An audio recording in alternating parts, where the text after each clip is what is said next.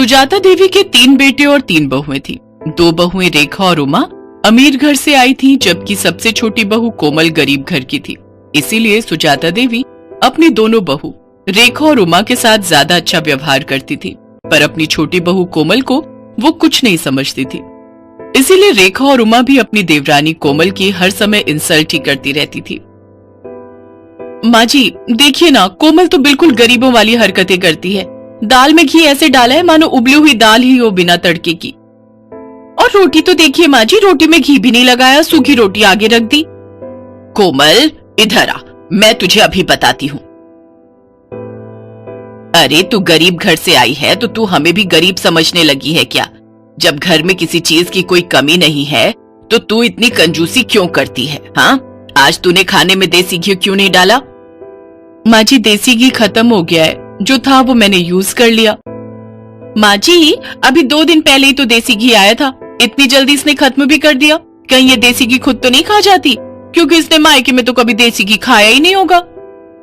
नहीं माँ जी, घी तो रखा था, पर कल रेखा भाभी और उमा भाभी ने मुझे पिन्नियां बनाने के लिए बोला था, तो सारा घी पिन्नियां बनाने में ही लग गया। अरे अब तू मेरी बहुओं के खाने पर भी नजर लगाएगी? तेरी इतनी हिम्मत? अरे तू गरीब घर की है, इसीलिए तू ऐसी हरकतें करती है। चल जा यहाँ से। रेखा बहू, लाला को फोन कर दे, नौकर के हाथ 5 किलो देसी घी भिजवा देंगे। कोमल रोती हुई रसोई में चली जाती है। उससे अक्सर ही ऐसे अपमान सहने पड़ते थे। नया साल आने वाला था। घर में नए साल की पार्टी की तैयारी चल रही थी। रेखा और उमा दोनों ने ही अपने मायके वालों को नए साल की पार्टी के लिए इनवाइट किया हुआ था। बस कोमल के ही मायके वाले रह गए थे। माँ जी हमने अपने अपने घर में तो सबको बोल दिया है नए साल पर आने के लिए, पर कोमल के घर वालों को बोलना भी रह गया है। कैसे करना है फिर? अरे छोड़ो ना, उन भिखारियों को बुलाने की क्या जरूरत है। पार्टी में तुम दोनों के घर से सब लोग आ जाएंगे। अब तुम्हारे मायके वालों में और कोमल के मायके वालों में बहुत फर्क है। नहीं माँ जी, ऐसा मत कीजिए। मैं तो कहती हूँ इसके मायके वालों को बुला ही लेते हैं। सबके सामने उनका ऐसा अपमान करेंगे कि ये हमेशा याद रखेंगी। कान इधर लाइए, मैं आप सबको समझाती हूँ। रेखा और उमा अपनी सास के साथ मिलकर कोमल के मायके वालों को अपमानित करने की योजना बनाती हैं। बहू, घर में नए साल की पार्टी है। रेखा और उमा के मायके वाले भी आ रहे हैं, तो मैं चाहती हूँ कि तुम भी अपने मायके वालों को न्योता दे दो।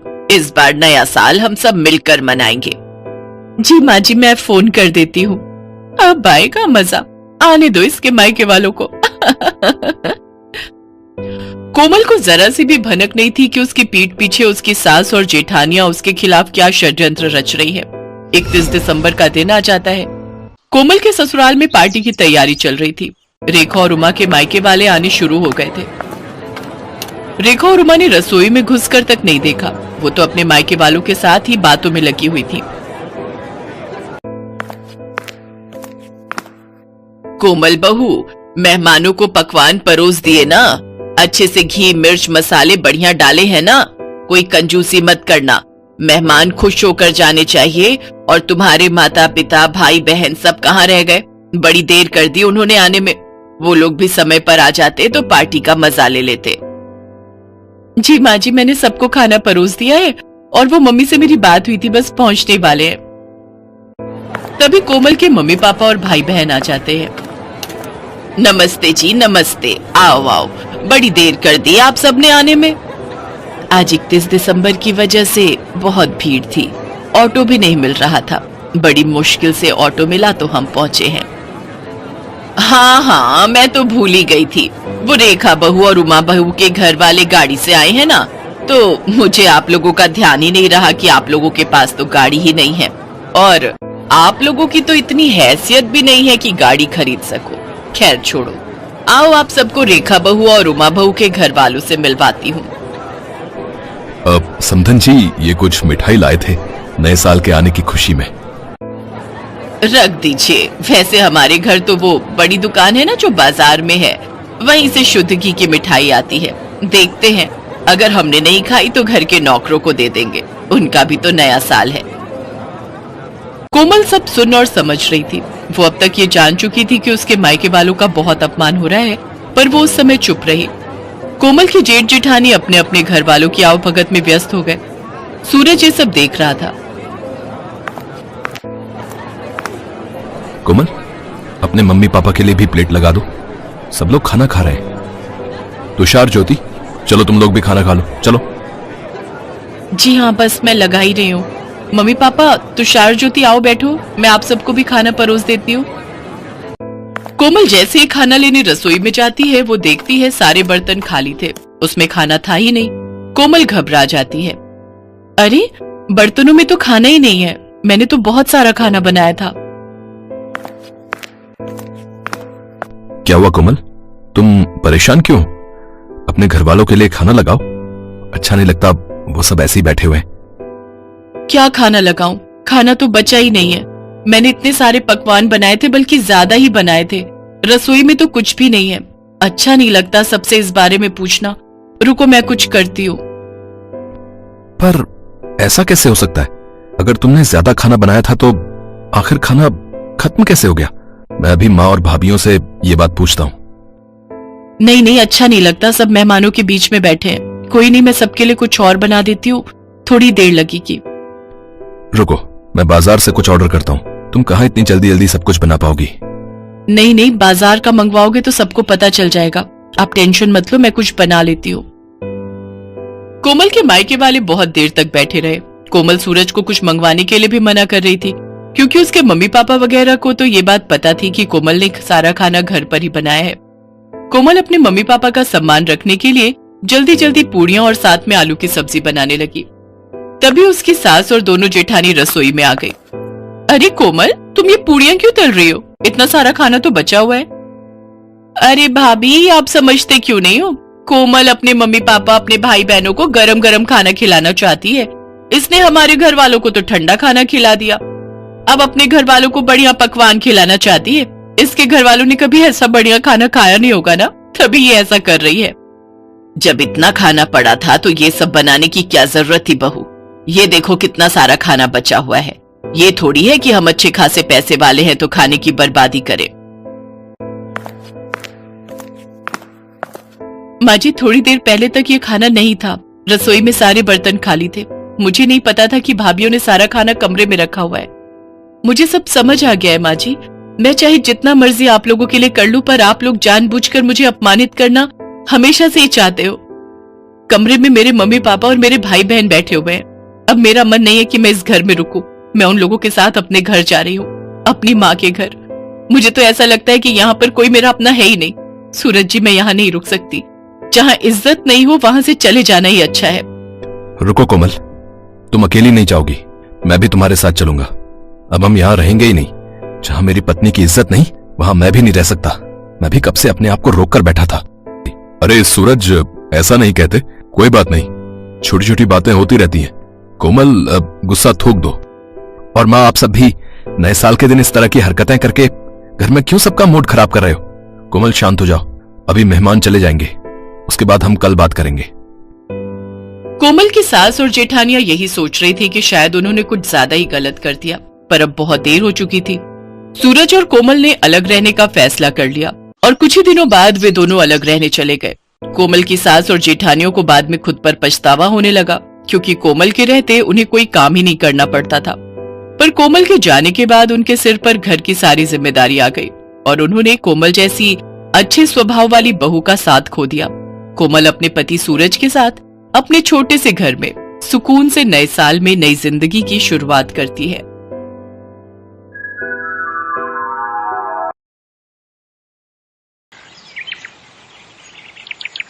जड़ी बूटी ले लो, बाल बढ़ाने वाली जड़ी बूटी, सिर्फ 5 रुपए में।